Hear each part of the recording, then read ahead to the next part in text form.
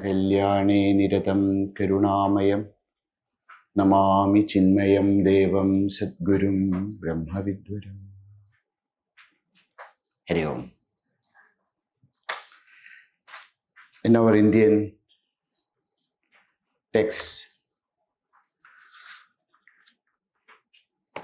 they all start with a pattern.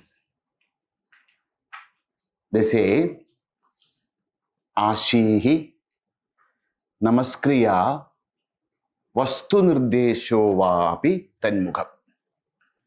How to begin a text? One is Ashihi, Ashis, a blessing. Namaskriya, or a prostration, adoration. Or Vastu Nirdeshaha, starting with indicating the subject matter.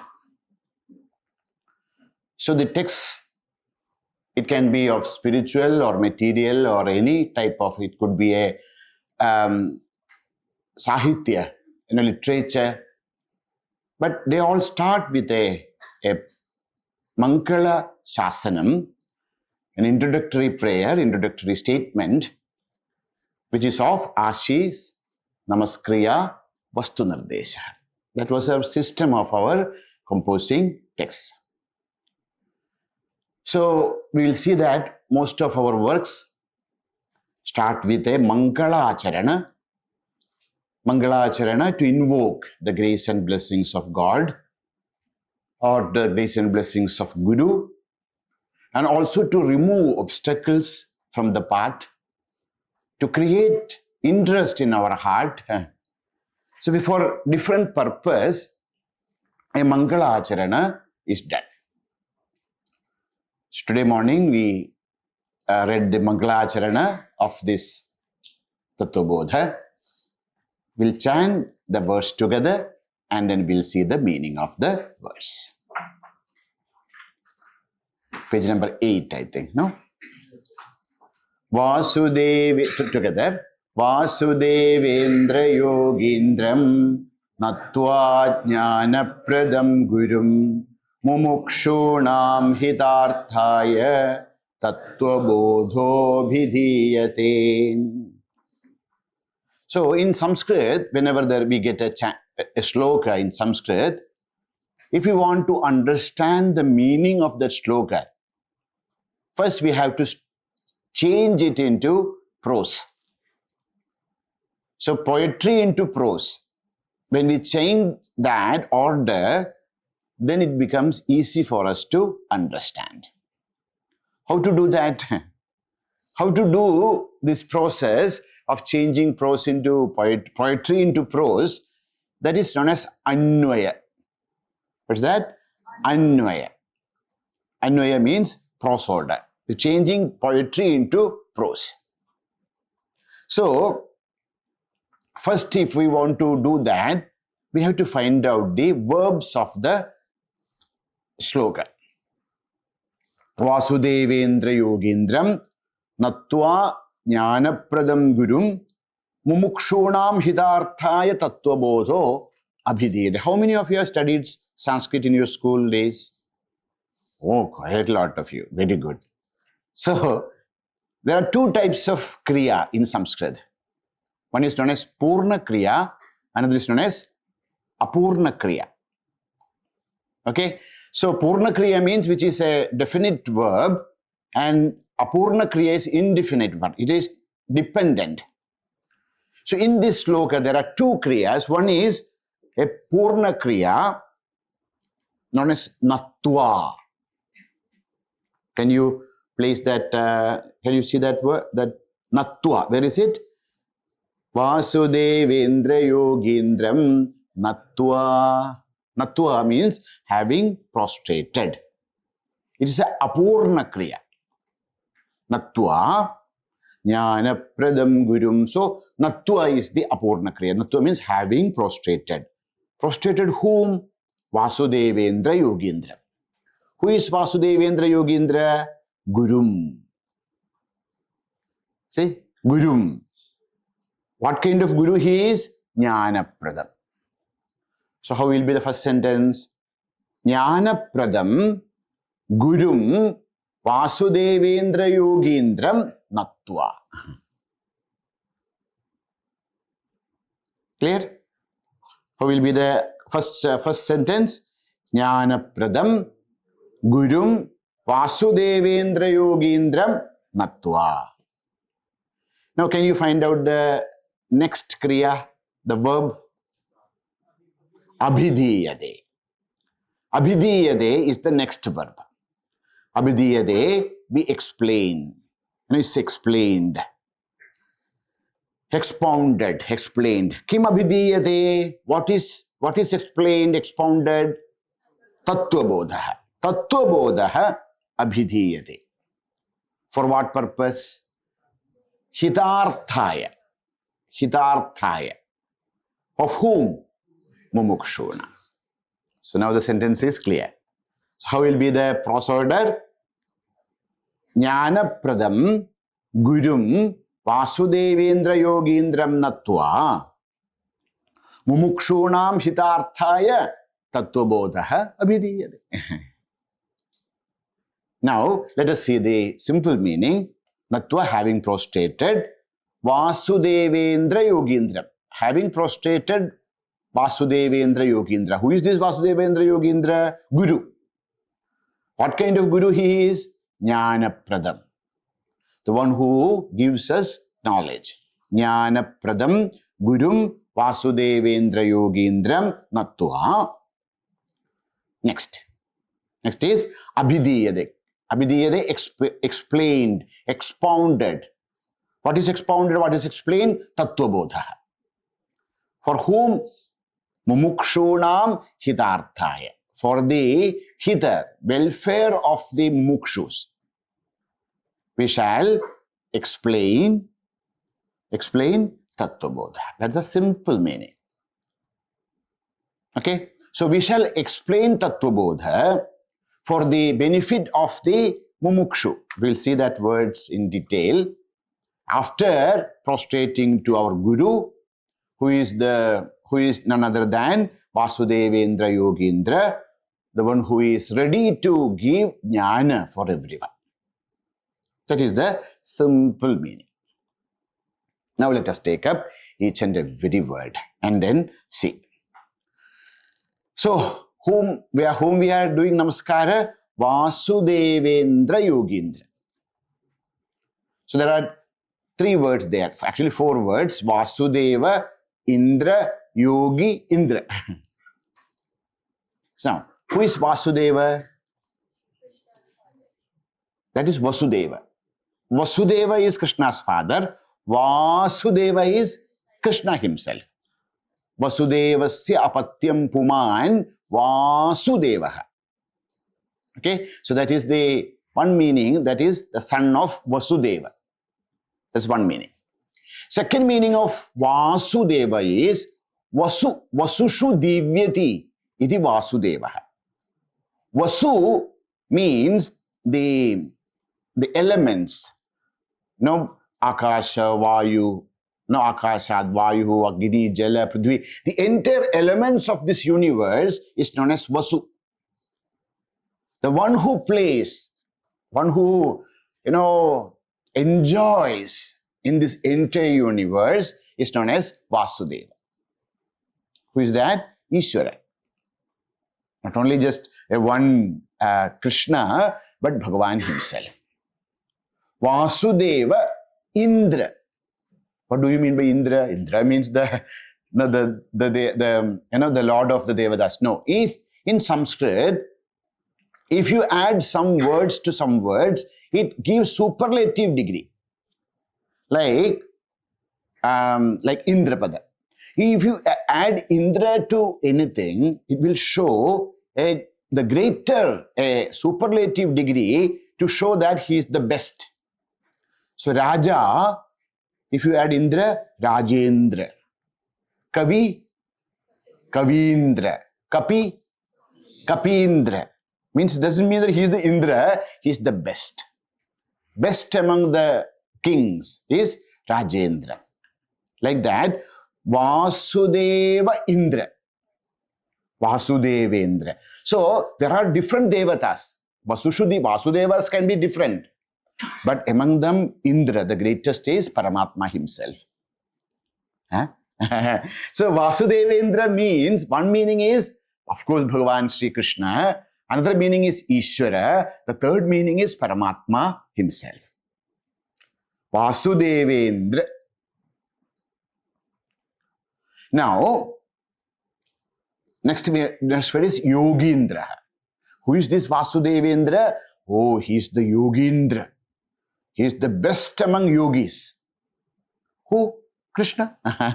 Krishna is the best among yogis. That's how Srimad Bhagavad Gita concludes. What is the last verse of Bhagavad Gita? Yatra yogeshwara Krishno, yatra partho dhanurdhara, tatra Sri Vijayo Bhudir Dhruvanitir Matirmama. That's how Sanjaya concludes Gita. So Yogindra means the best among yogis. Who is the greatest yogi in this universe? That is Krishna himself. So Vasudevendra Yogindra.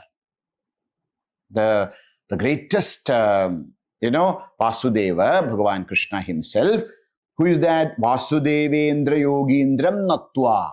Having prostrated at the lotus feet of Bhagavan Sri Krishna, one who is the embodiment of yoga. Who is this Krishna? This Krishna who was playing flute in the Vrindavan, or was that? No. This is Gurum. One who is the Guru. What kind of Guru? Jnana Pradam Guru. A Guru who gives jnana, the right knowledge.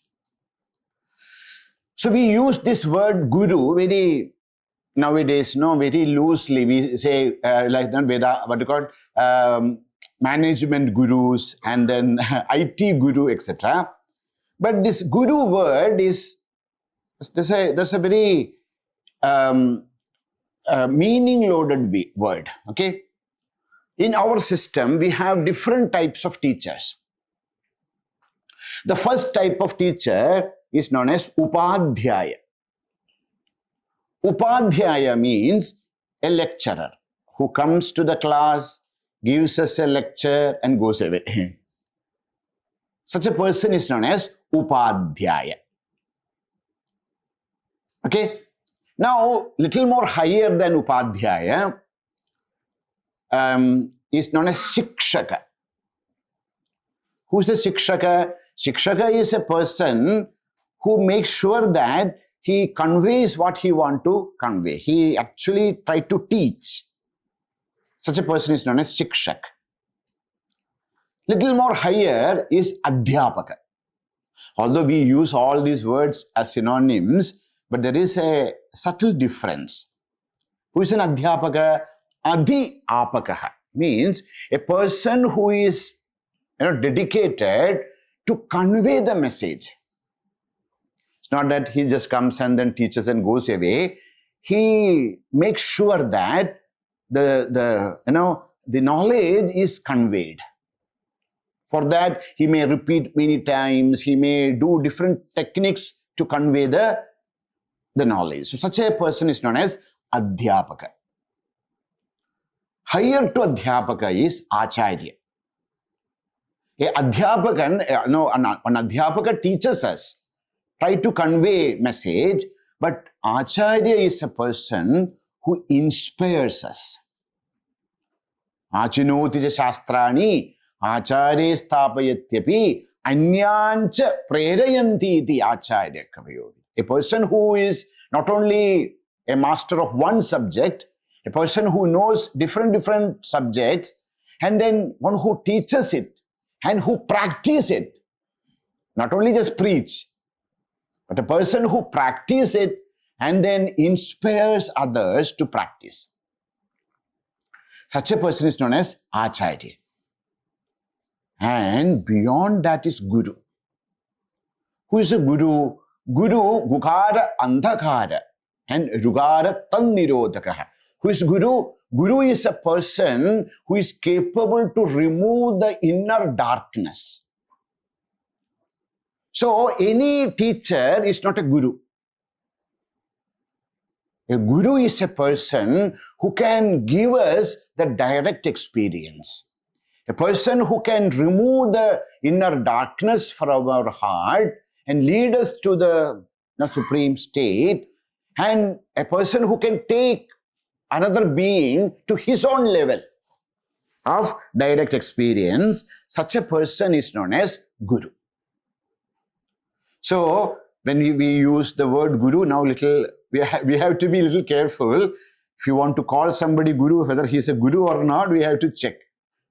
People can be acharyas, people can be adhyapakas, people can be shikshakas, sometimes upadhyayas. But all the teachers are not guru. Guru is only a person who can give us that, clarity, who can remove the inner darkness and give us the direct experience. So here, we are not prostrating to just any teacher, we are prostrating to that personality who can really bring this completeness to us. Who is that? Vasudevendra Yogindra. Now, as we said, Vasudevendra Yogindra is Bhagavan Krishna himself, it can be Ishvara himself. And there is a twist here. See, Bhagavan is telling Guru. Shankaracharya is telling Guru. How can Vasudevendra Yogindra can be Guru? Because Krishna is the Jagat Guru. Krishna is the Guru for everyone. So of course Krishna is Guru for Shankara also.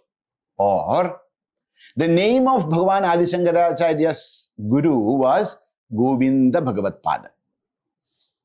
The Parampara Narayanam Patmabhuvam Vasishtham Shaktim cha Tatputra Parasharam cha Vyasam Shukam Gaudapadam Mahandam Govinda Yogindra Madhasya Shishyam Sri Shankaracharya. That's how the Parampara. Okay, there are two Paramparas in our tradition. One is known as Grihastha Parampara, another is known as Sannyastha Parampara. Grihastha Parampara starts from Bhagavan Mahavishnu himself, Narayana. Narayana's son was, from Narayana, from Padmanabha, Bhagavan, Brahmaji appeared. So Brahma, Narayanam Patmabhuvam. His son was Vasishtha. Vasishta's son was Shakti. Shakti's son was Parashara. Parashara's son was Vedavyasa.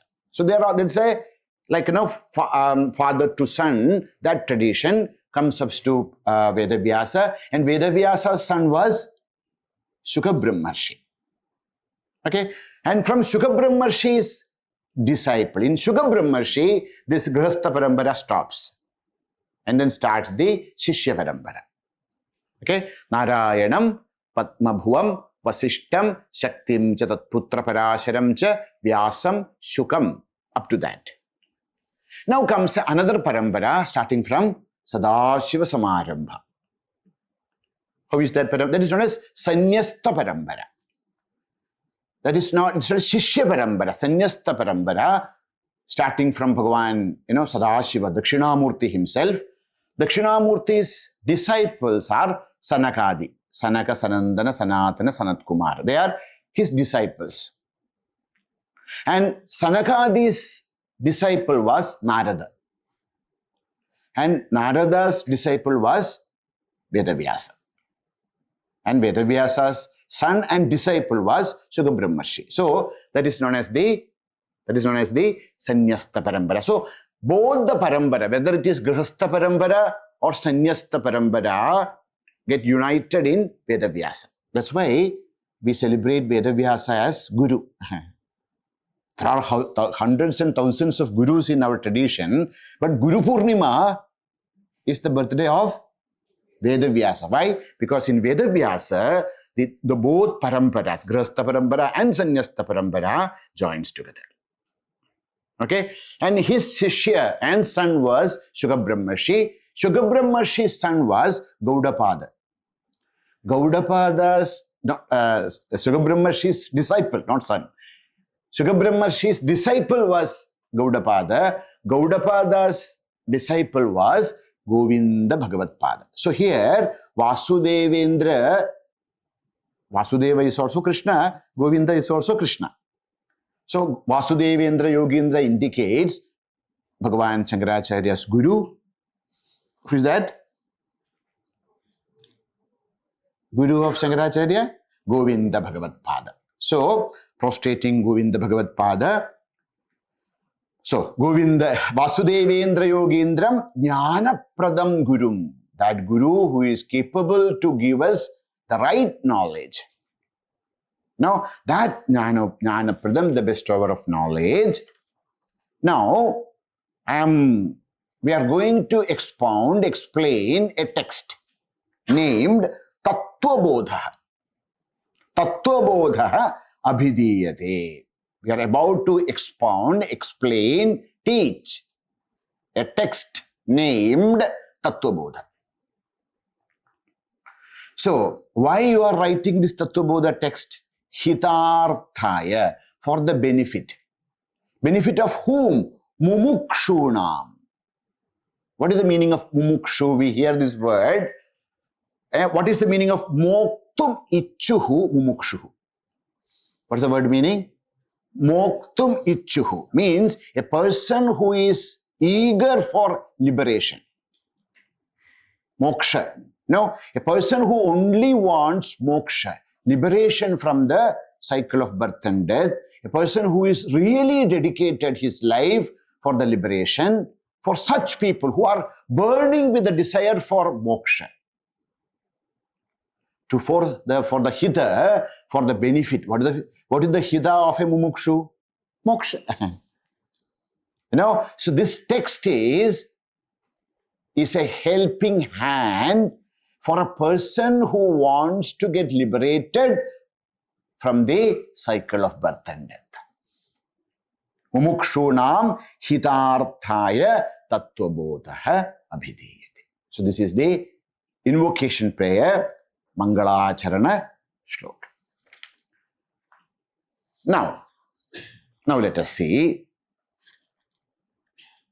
Now the topic is introduced. Next is known as the Pradijna Vakya or Vastu Sangraha Vakya. Now the text is starting with a statement which actually indicates the purpose of this study. So this is a unique nature of our Shastra. In the beginning itself, some things are revealed. What are the things revealed? Known as Anubandha Chatushtaya. What are they? Anubandha Chatushtaya. Anubandha Chatushtaya means the 4 factors about a text.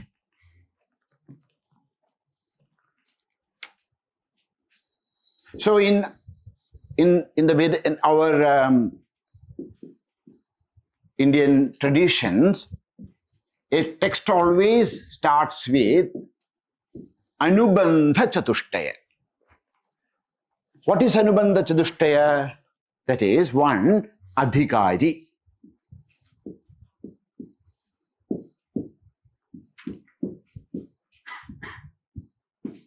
Second, Vishaya.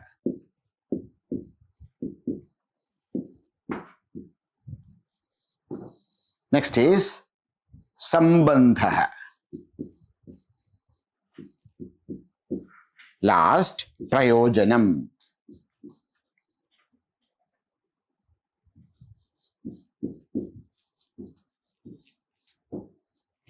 So any text in the sense, especially Shastras, they always start indicating these 4 in the beginning itself. Why? So that, see, we know that what is the subject matter which is going to be discussed in this text.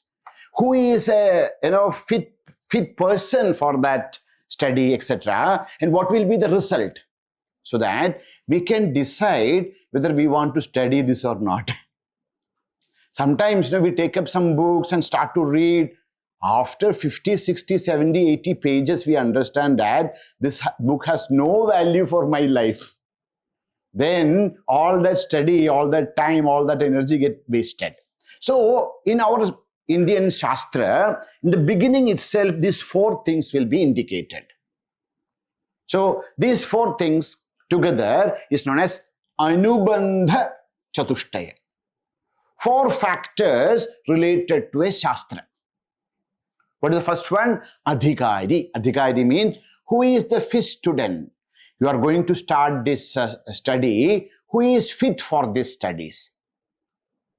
See, you are taking up a medical journal. Okay, so in the beginning itself, that medical journal should tell you who should read this book. If somebody just take it up and start to read, after so much of time, we understand that this is for a doctor or a person who wished to be a doctor. I am reading for some leisure time. My time is wasted. So, adhikari, a person who is fit for this knowledge. Second is vishaya. Vishaya, the subject matter. What is the subject matter of the text? Third is sambandha. What is the connection? And prayojanam is the result. If you read, if you study this text, what is the result you will gain? All these things should be said in the introduction itself, so that a person can decide whether we want to study it or not. Okay? In order to show the Anubandha Chatushtaya, there is a praditnya vakya or vastu sangraha vakya. Vastu sangraha vakya or praditnya vakya indicates Anubandha Chatushtaya. Okay? It's an introductory statement. Okay? So, let us read. I will read. Please repeat. Sadhana Chatushtaya sampanna adhikarinam moksha sadhana bhutam tattvaviveka prakaram vakshyamaha. Once more. Sadhana Chatushtaya sampanna adhikarinam moksha sadhana bhutam tattvaviveka prakaram vakshyamaha. Sadhana Chatushtaya sampanna adhikarinam moksha sadhana bhutam tattvaviveka prakaram vakshyamaha. Vakshyamaha means we shall explain. It's a bahuvachana, it's a plural. Vakshyamaha, we shall explain. Why Bhagavan is using we? Nowadays, no? Nowadays, many novels, many books are written by many people together. There are 2-3 authors together, they write a book. It's like that. No. Here, Bhagavan is using the plural, vakshyamaha, we shall expound, we shall explain to tell that. See, whatever I am going to tell here, this is not something which I found out. This is coming in the tradition. So whatever I am going to tell you is that which is, handed over to me by my gurus. So that's known as Guru Parampara. So whatever I am going to tell you is not my opinion. This is the opinion of the entire Parampara. That's why Bahuvachana is used. That's why plural is used here. Now, Vakshyamaha. So, Acharya Shankara feels that he is only an instrument through which, the entire wisdom of the Parampara is handed over to the next generation. So that shows his humility, his understanding that, not that I am going to tell you some new things. Oh, people, listen to me. No. Whatever I am going to tell you is something which is there always. Starting from Sadashiva himself, I am just an instrument to convey the eternal message to you. So that's why Vakshyamaha. Whatever is given to me, that I shall tell you. Vakshyamaha. Kim Vakshyamaha? What are you going to tell us? Tattvaviveka prakara. I am going to tell you Tattvaviveka prakara. What is Tattvaviveka prakara means? Prakara means the way.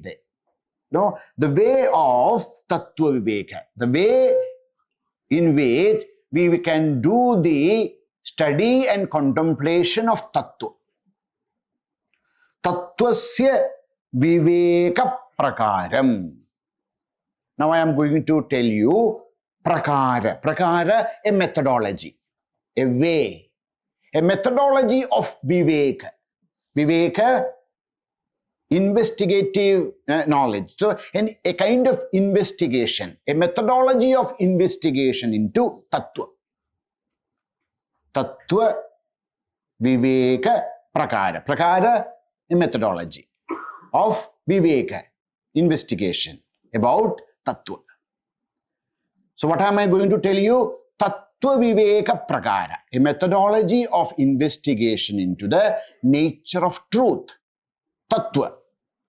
We use this word very, in all our language, tattva. What is the meaning generally we use when you say tattva? Tattva, reality. Tattva also means element. Tattva also means, in our language, when we use tattva, what do you mean by that? In our language, we use, fruit, proof, something else? Essence. The word tattvam, there are two, tattvam, together become tattvam. So tattva, actually, there are different layers. The meaning of tattva is yadharthyam. Yadharthyam means reality. The true state. That's the one first meaning. So tattva name nama yadharthyam, the true state. Second meaning is swarupam. What do you mean by tattva? Swarupam. What do you mean by swarupa? Real nature. When you say tattva, real nature. What is tattvam? Tattvam, tattvam. Thou art that, you are that. Is the real reality. So tattva is actually, tattva means Brahman. Tattva also means Brahman, the supreme reality. Vakshyamaha, we shall expound, we shall explain. Now we shall explain Tattva Viveka Prakaram. Now we shall explain the Viveka of Tattva. Tattva, reality. Tattva, the true nature. Tattva, the nature of supreme reality. Viveka. What is the meaning of Viveka? Viveka is intelligence. Any other meanings? Discretion. Yeah. So Viveka comes from a dhatu, a root in Sanskrit, which vicharane. Vicharane. So the Viveka comes from the root which means to investigate. Vicharanam, to think over, to go deep into matter. Actually, what is vichara? Vichara is a method of inquiry. Okay, how does we do the investigation? How does we do the inquiry? Through comparison, through categorizing, through distinguishing, and by coming to a proper understanding. So what is vichara? What is viveka? Viveka means that ability in us to categorize, to compare, to go deep into the nature of a thing and find out and explain the reality. So tattva vivekasya, tattvasya vivekaha, the proper inquiry into the nature of truth.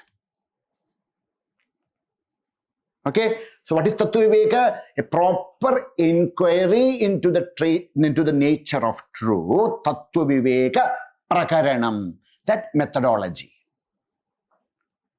A methodology by which we will be able to understand the true nature of a thing. Tattva Viveka Prakaram Vakshyama. We shall expound. For whom? Sadhana Chatushtaya Sampanna Adhikarina.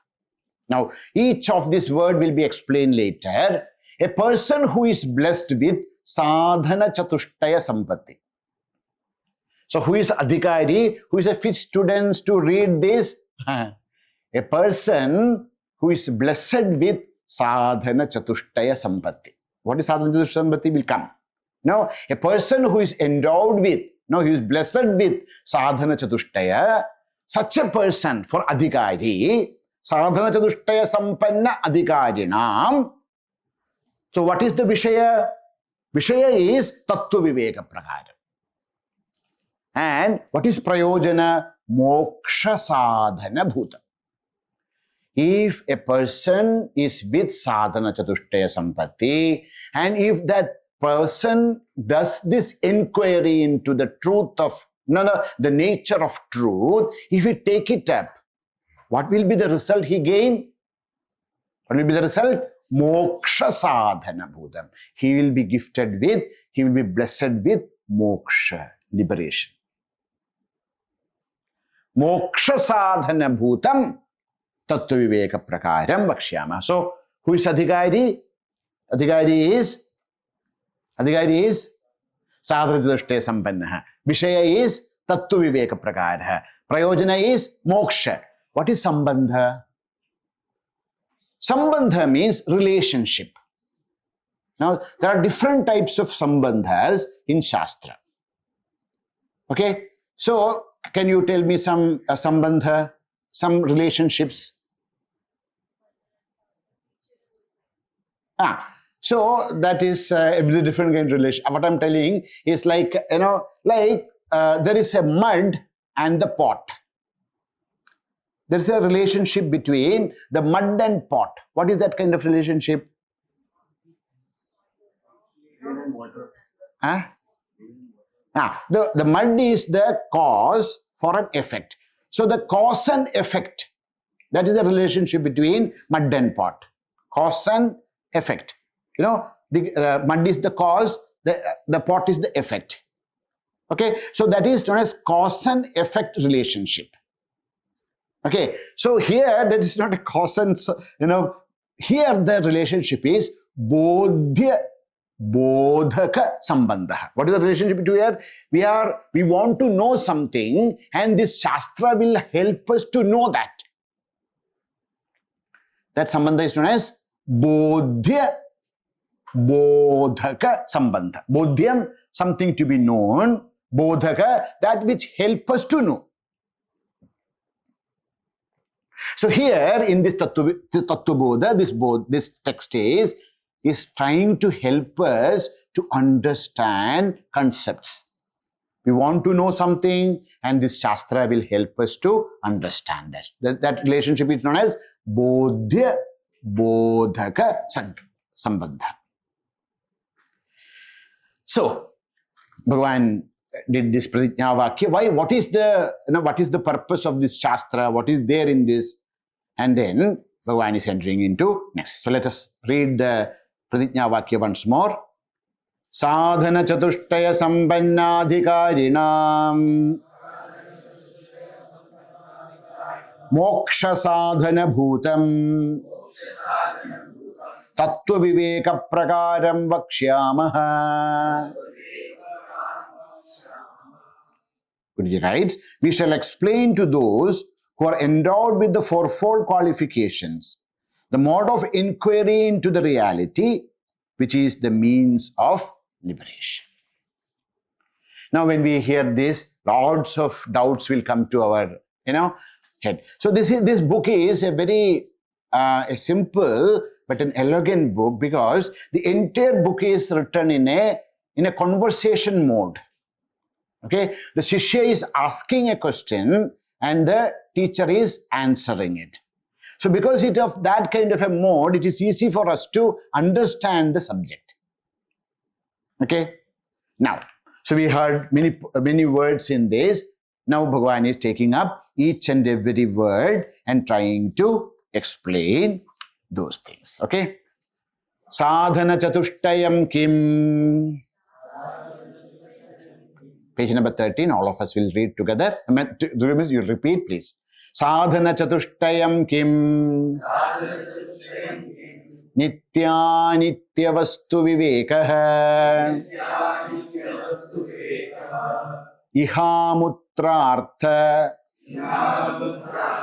Phalabhoga Viragah Samadhi Shatka Sampattihi Mumukshutvam Cha iti. Once more. Sadhana Chatushtayam Kim Nitya Anitya Vastu Vivekah Nitya Nitya Vastu Vivekah Iha Amutra Artha Phalabhoga Viragah Ihamutrartha Phalabhoga Viragah Samadhi Shatka Sampattihi Samadhi Shatka Sampattihi Mumukshutvam Cha iti. Can we read together? Together? Sadhana Chatushtayam Kim Nitya Nitya Vastu Vivekah Ihamutrartha Phalabhoga Viragah Samadhi Shatka Sampattihi Mumukshutvam Cheti. Cheti is cha iti. Okay. See, this is a beautiful text because each and every concept will be discussed and then only it will go to the next. So in the introductory statement, he said Sadhana Chatushtaya Sampanna Adhikarina. Okay. Now, naturally a question will come to our mind. What do you mean by Sadhana Chatushtaya Sampatti? That is said here in the first. What is Sadhana Chatushtayam? Sadhanam means. Sadhyate anaya. Anena iti sadhanam. That which help us to achieve the goal. See, this pen is a sadhanam. For what? For writing. Okay, so this pen is a sadhanam for writing. Like that, there are some things which we all need to develop. For what? Moksha.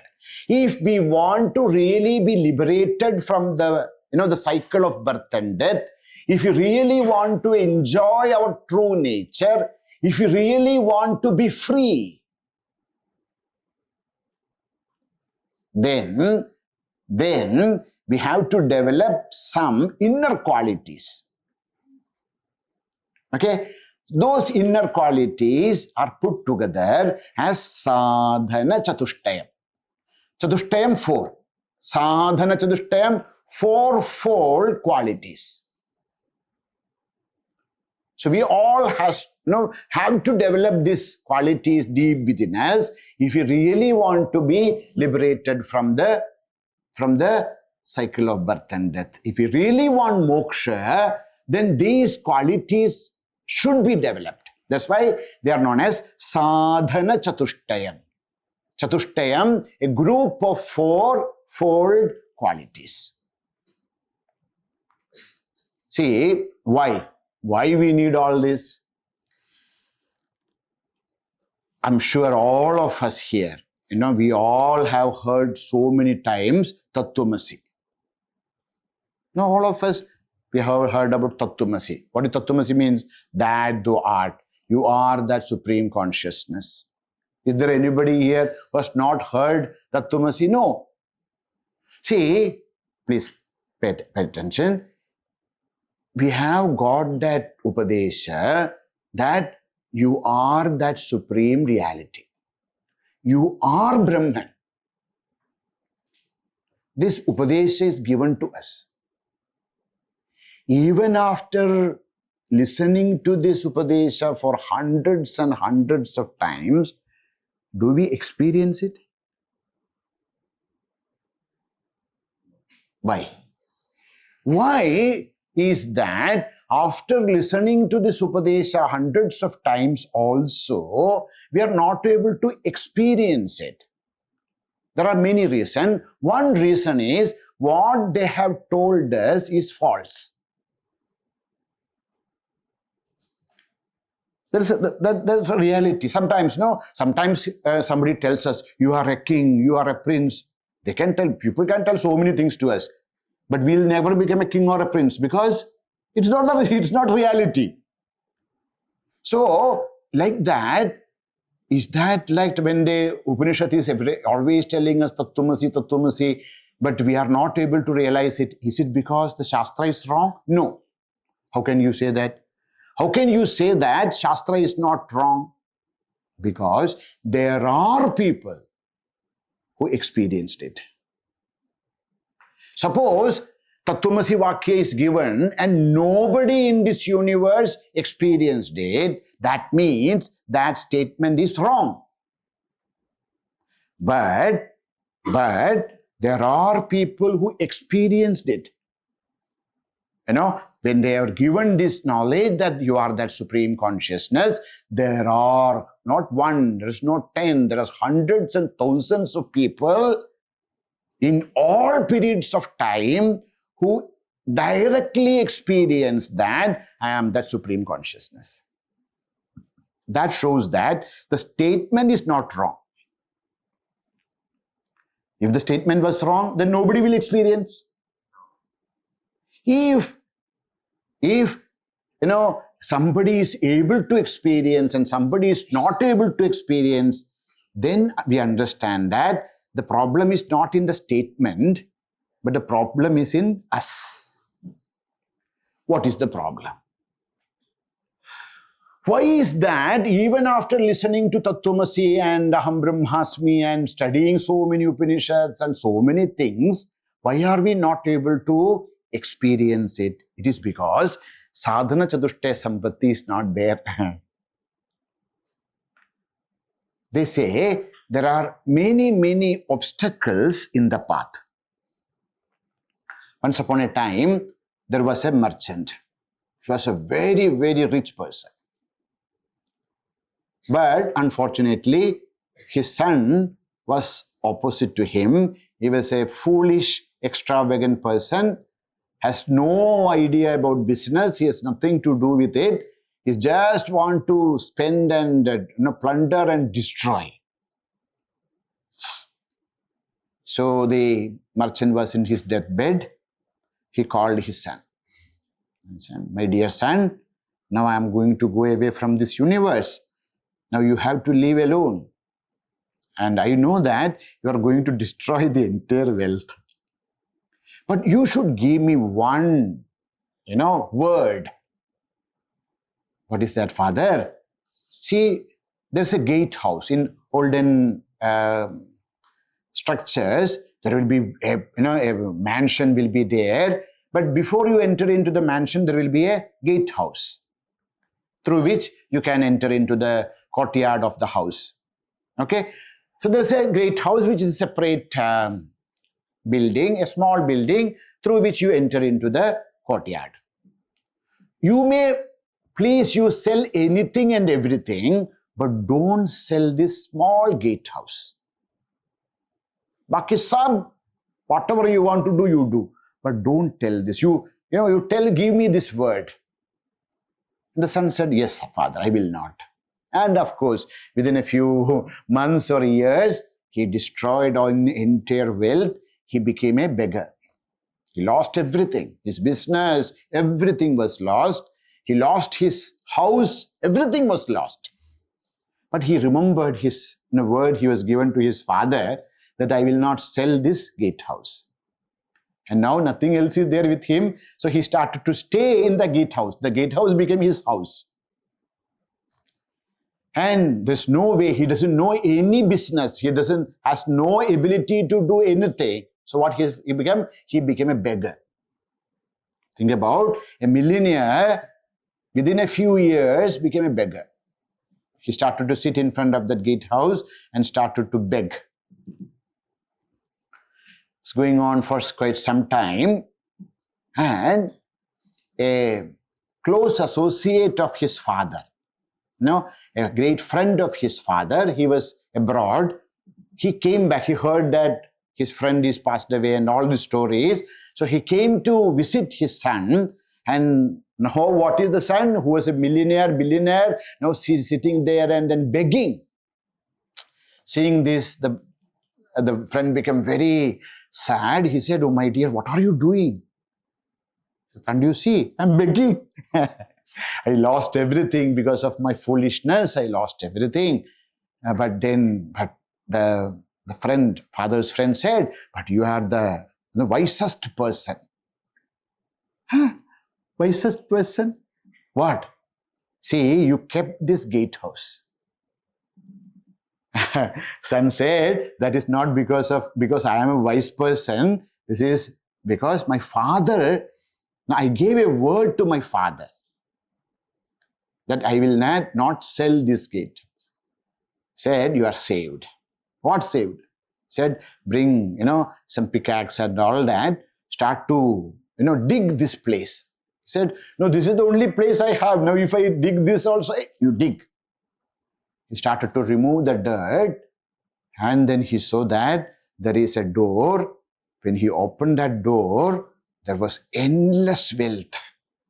So much of treasure was there, and this person was sitting on the treasure and begging. So all of us are also like that. There is endless, so much of treasure is deep within, and sitting on that great wealth, we are begging. "Oh, please give me some love. Please give me some happiness. Please give me some solace. Please give me some meaning for life." Sitting on this such great treasure, we are begging. Why are we begging? Because although the treasure is there, the treasure is covered. Treasure is covered with dirt. So why are we not able to really experience that? Because so much of dirt is there inside. In our Shastra, we call that dirt as malam, impurities, anger, frustration, different kinds of vasanas, jealousy, what? Kam, krodh, lobh, moh, mad, matsarya. Long list. So much of impurities. Because of these impurities, we are not able to see the treasure which is deep within us. That is the first problem. Known as mala. Now, I'm sure that, I don't know, morning, see, whenever you sit for your, sometimes by some grace of God, we come to such places and then they ask us to meditate. So, sometimes we think that, oh, I sat and then I went to meditate. 2.5 hours I meditated. Yeah. It was a sound meditation. What is sound meditation? We go into meditation and actually we sleep. If you have really tried to meditate, I'm sure that you have seen this obstacle known as sleep. When you sit for meditation, one thing which happens is, we sometimes within a few minutes, we sleep. Why? Because that's how we have trained our mind. See, every day night, we give up everything, we lie down, and then, we just concentrate and sleep. So, the moment now the mind is tuned. So, tamas is there in all of us. Because of the tamas, we go into sleep. That is known as laya. So, what are the obstacles in our spiritual path? First one is mala, impurities. Second is laya. Laya, sleep. Now, suppose, laya is not happened. Many times they say, oh, Swamiji is meditating. Once Swamiji's get up, don't go near him. Why?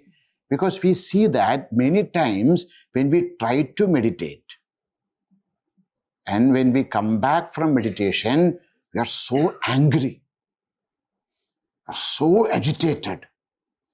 Why? That is the third problem, vikshepa. I'm sure you might have, experienced it. We think about meditating and then we sit down, and that is the moment all kinds of distractions comes to us.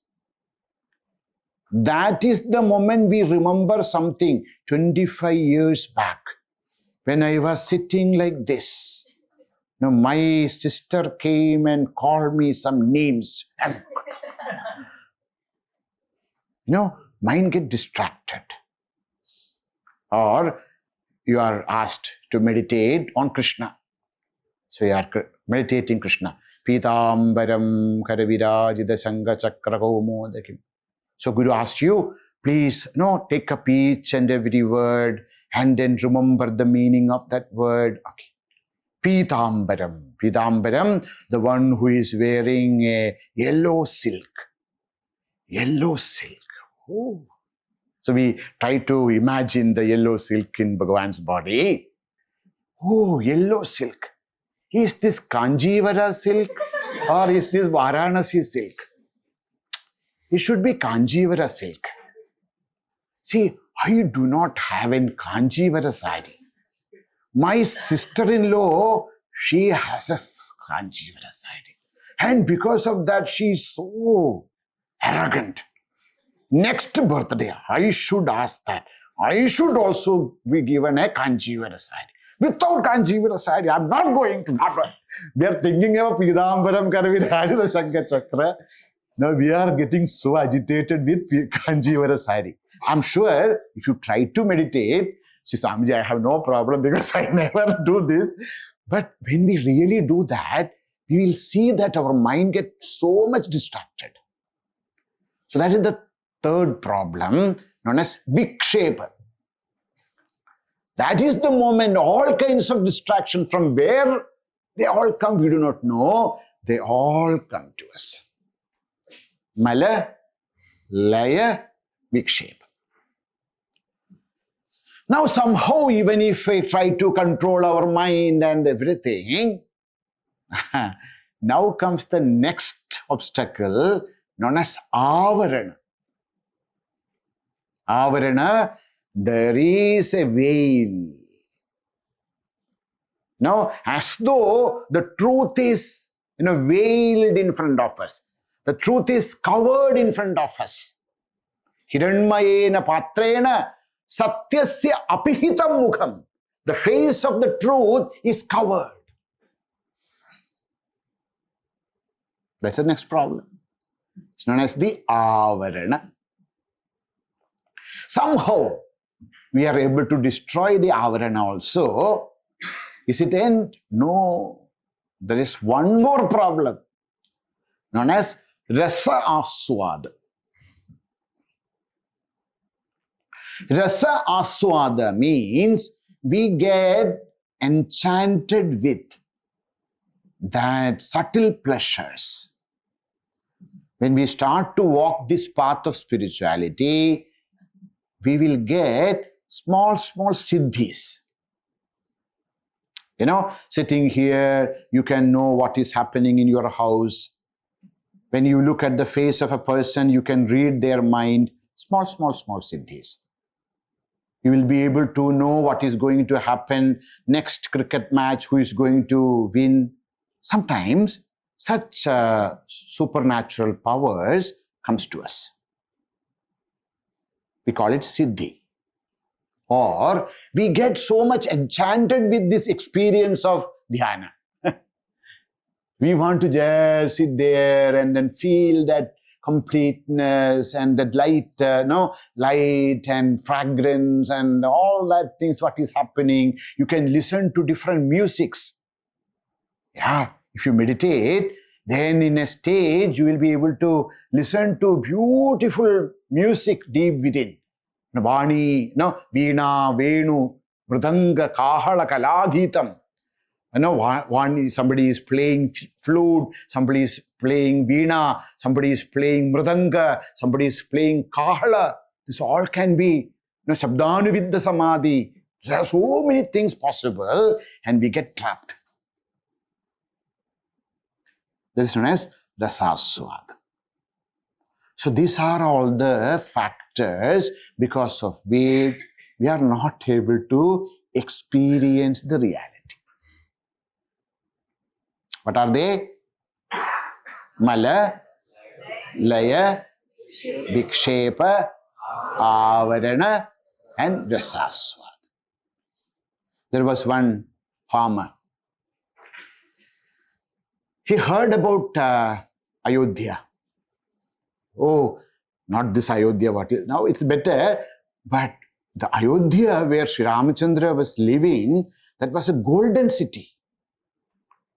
The entire city was so rich.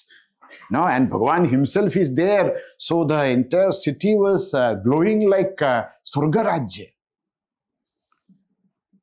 So this farmer heard about Ayodhya and he wanted to go there. But he has to work every day under a master. So one day he decided, I am going to take a leave. He went to the master and said, oh master, please give me leave for a day. Master asked, why you want to leave? Because I want to go and see Sri Rama's Ayodhya. Oh, okay. You go, but you will get only 1 day leave. You can leave early morning, but you should be back by evening. He said, yes. And the merchant started early morning. And he was so much, excited. He was running actually. And by 7 or 8 or 9, he reached Ayodhya's. These are all fortified cities. There were forts. The city was always inside. And he saw the huge fort. And he was so happy.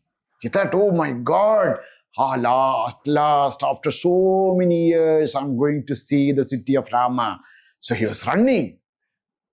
And as he approached the city, he saw that outside the city, something was happening. So he went and saw that there was a circus. You might have seen circus, no? Jumbo circus and Asian circus and all that.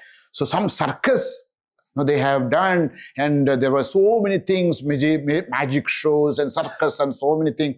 He thought, now it's only 8 o'clock. Now I can see Ayodhya after some time. And he entered into this circus place, and one after another, so many things were there, and then he was enjoying everything.